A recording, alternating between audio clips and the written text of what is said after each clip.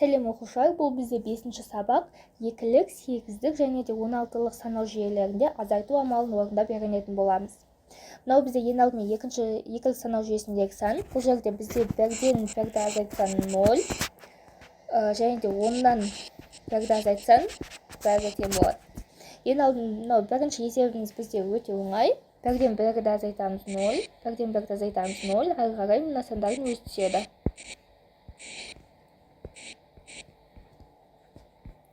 Келесі бізде есепті кішкене күрделендіреміз. 0-ден 1-ді азайтамыз. Яғни бізде 0 болғанда оны 10 деп аламыз. 10-нан 1-ді азайтсақ бізде 1-ге тең болады. Ал мына жерде бізде 10-дық санау жүйесіне азайтқанда біз 1-ін беретін едік қой. Дәл солай 1-ін береміз. Яғни мына жерде 10-нан 1-ді азайтсақ 1, ал мына жерде 0 қалды. 0-ден 0 және де 101 болады. Келесі есепті тағы да күрделендіруге тырыстым. Бұл жерде бізде мына жерден 1-ін береміз. Яғни мына жерден мынау бәрі бізде 0 болып тұр. Ең соңында мына жерден 1-ді береміз. 10-нан 1-ді азайтамыз. Бізде 1. Мына жерде бізде 1 қалды.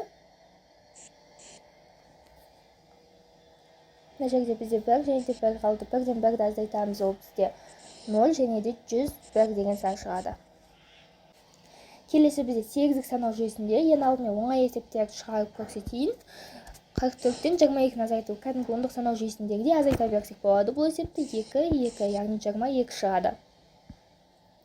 Енді бұл есепті кішкене күрделендіруге тырыстым. 50-ден 25-ті азайтамыз. 0 яғни бізде жетпейді. Біз 5-тен 1-ін беретін боламыз.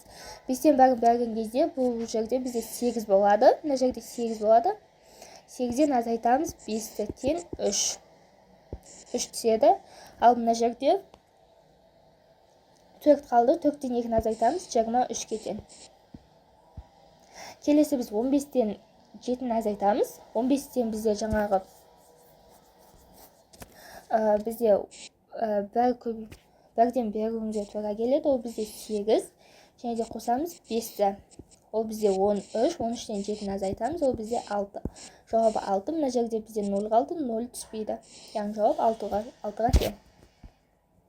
Енді біз 16-лық санау жүйелерінде азайту амалын орындап көрейік. Ең алдымен қарапайымнан бастап 2-ден 1-ді азайтамыз 1. 5-тен 2-ні азайтамыз 3. 31. Енді кішкене есепті күрделендіруге тырыстым. В-дан А-ны азайту керек. Бізде В А бізде 10-ға тең, ал В бізде 11-ге тең. Бұл жерде 11-ден 10-ды азайтуымыз керек, ол бізде 1-ге тең болады. 1-ді жазамыз. Енді 6-тан 5-ті азайтсақ 1, ал мына жерде ештеңе болмайды, яғни жауабы 11-ге тең. Келесі енді 153-тен 2F-ті азайтуымыз керек.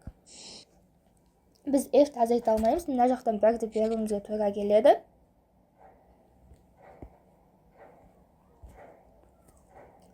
Берген кезде яғни 16 беріледі, және де оған 3-ті қосамыз, ол яғни 19 болады.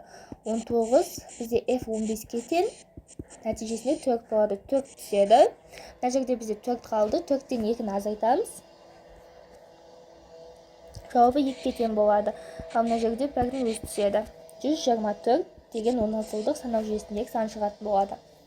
Осымен сабағымыз аяқталды. Ең соңғы 6-шы сабақта екілік, сегіздік және 16-лық санау жүйелерінде қолданылатын күшті бір лайфхакпен бөлісетін боламын. Жарнама жазылып қойыңыздар.